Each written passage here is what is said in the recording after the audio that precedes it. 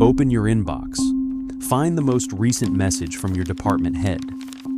Look at the syntax. The grammar is flawless. The corporate tone is exact. There are no missing commas, no awkward phrasing. That absolute perfection used to be your guarantee of safety. Today, that perfection is the exact mechanism of a system collapse. The tool built by Silicon Valley to elevate human knowledge has been repurposed. It requires no malicious code, no complex malware. It is currently the most efficient operative in the global financial underworld for 20 years. The global cybersecurity infrastructure relied on one fundamental human flaw: stupidity, specifically linguistic stupidity. The earliest iterations of digital fraud were primitive, the notorious scams of the early 2000s. They were riddled with grammatical errors, strange capitalization, broken English. Security analysts initially believed this was sheer incompetence. It was actually a crude but effective mathematical filter. The scammers intentionally used poor grammar to weed out the skeptics. Anyone who responded to an email with 15 spelling mistakes was a guaranteed target. The conversion rate was low, but the operational cost was zero. In response, the cybersecurity industry built a fortress, a multi-billion-dollar infrastructure designed to analyze human language. They deployed Bayesian spam filtering, a statistical probability protocol. The machine learned to dissect every incoming message. It assigned mathematical weight to specific words. It calculated the probability of fraud based on syntax deviations. If an email contained the word urgent, mixed with a foreign IP address and a misspelled corporate domain, the algorithm flagged it. It quarantined the threat before it ever reached a human screen. The defense mechanism evolved. Natural language processing was integrated into enterprise servers. The tech giants trained their firewalls on billions of data points. The algorithms became ruthless linguistic critics. They analyzed sentence structure. They looked for the unnatural cadence of a non-native speaker attempting to mimic corporate jargon, a missing article, a misplaced modifier, a plural noun where a singular was required. These were the digital fingerprints of a threat. The firewall recognized them, and it dropped the connection. The system was effective. It blocked 99% of automated attacks. But the system also bred extreme complacency. Corporate security training adopted a universal standard: the annual compliance video, the mandatory test for every employee. The advice was always identical: look for the typos, check the spelling, hover over the email address. Human psychology was systematically conditioned to associate linguistic imperfection with danger. We were taught that hackers were sitting in dark basements in foreign countries, unable to conjugate an English verb correctly. If the email looked professional, if the grammar was pristine, the brain registered it as safe. The threat matrix in the human mind was entirely dependent on detecting typos. This was the golden era of the firewall. The defenders were winning because the attackers were limited by their own cognitive capacity and language barriers. A hacker in a distant location could write brilliant malicious code, but he could not write a convincing internal memo from a Wall Street executive to a junior accountant. The language barrier was the ultimate biometric security layer. It was impenetrable until November 2022. The architecture of the internet shifted permanently, not through a zero-day exploit, not through a sophisticated server breach. The perimeter was bypassed completely. The rules of language were rewritten by a machine. Large language models entered the public domain, trillions of parameters, trained on the entirety of human text, capable of generating contextually perfect syntax in milliseconds. The security industry did not immediately realize the scale of the crisis. They viewed the generative text engine as a productivity tool, a novelty. The criminal underworld viewed it as an asymmetric weapon, the ultimate equalizer. The language barrier evaporated overnight. A lone operative operating from a compromised router thousands of miles away no longer needed to speak English. He did not need to understand corporate hierarchy. He only needed an access token and a prompt. The math changed. The cost of generating a highly personalized, syntactically perfect phishing email dropped to fractions of a cent. The Bayesian filters. The multi-billion-dollar natural language processing firewalls. They were suddenly analyzing text generated by an intelligence superior to their own. The defense algorithms looked for errors. But there were no errors. The syntax was flawless. The corporate jargon was deployed with surgical precision. The algorithm read the text, found nothing anomalous, and allowed the weapon to pass directly into the primary inbox. The firewall was not broken. It was simply blinded by perfection. The failure of the statistical filter was structural. It was trained on historical data. It knew what a scam looked like in 2019. It had no reference point for a scam generated by a neural network in the current era. When the defense algorithm scanned the new variant, it did not just see clean text. It saw highly optimized professional communication. The generative engine had been trained on millions of legitimate business emails. It knew exactly how a chief financial officer requests an urgent wire transfer on a Friday afternoon. It perfectly replicated the subtle urgency, the polite but firm tone, the exact sign-off structure. The defense system actively categorized the threat as high-priority legitimate traffic. The human element failed immediately thereafter. The employee opened the email. They executed their training. They looked for typos. There were none. They analyzed the tone. It was indistinguishable from their actual superior. The psychological safety trigger was activated.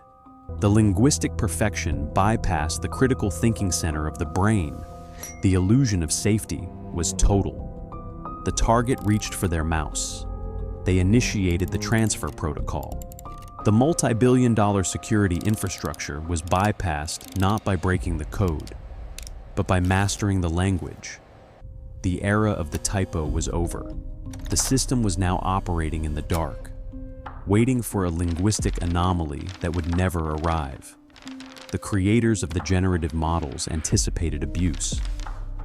They installed Guardrails, a rigid ethical framework coded directly into the neural network. If a user typed a direct command to write a phishing email, the system generated a standard automated refusal. The engineers believed the safety protocol was robust. They assumed the machine would act as its own gatekeeper. They underestimated the adversary. The hackers did not attempt to rewrite the source code. They did not launch a brute force attack against the servers. They applied social engineering, not to a human, but to the machine. They invented prompt injection, a structural manipulation of the machine context window. They fed the neural network a complex hypothetical scenario. They instructed the machine to act as a senior penetration tester, authorized by the board of directors to conduct a critical security audit. They demanded a highly realistic simulated social engineering attack to test employee compliance. The machine processed the logic. It evaluated the parameters. The context was academic. The objective was security testing. The ethical guardrails were bypassed entirely. The system complied. It instantly generated a devastatingly accurate phishing template. The safety filter was weaponized against itself. The machine believed it was helping. It was actually handing a loaded weapon to the operator. This was just the foundational layer. The true catastrophic failure occurred when the generative models were integrated with automated data extraction. Historically, spear phishing was an artisanal crime. It required immense human labor. A hacker had to manually investigate a high-value target. They scoured public profiles. They identified the corporate hierarchy. They cross-referenced recent company press releases. They spent hours crafting a single email designed to manipulate one specific individual. The success rate was high, but it was impossible to scale. Human labor was the bottleneck. The application programming interface eliminated the bottleneck. The API allowed scripts to communicate directly with the language model. The entire reconnaissance phase was automated. The threat actor deploys a script. The script scrapes the public internet. It targets a specific corporation. It extracts the names of 5,000 employees. It pulls their recent posts, their geographic locations, the names of their direct supervisors, the software they use, the recent conferences they attended. This raw, unstructured data is funneled directly into the language model via the API. The prompt is highly specific. Analyze this data profile. Write an urgent email from the regional director. Mention the target recent successful project completion. Instruct them to review the attached invoice for the new cloud infrastructure. Ensure the tone is appreciative but demands immediate action. The machine executes the command simultaneously across 5,000 individual instances. The output is terrifying. 5,000 unique emails. None of them look like spam. Each one contains specific verified facts about the recipient life and work. An employee receives an email referencing a presentation in Chicago last Tuesday.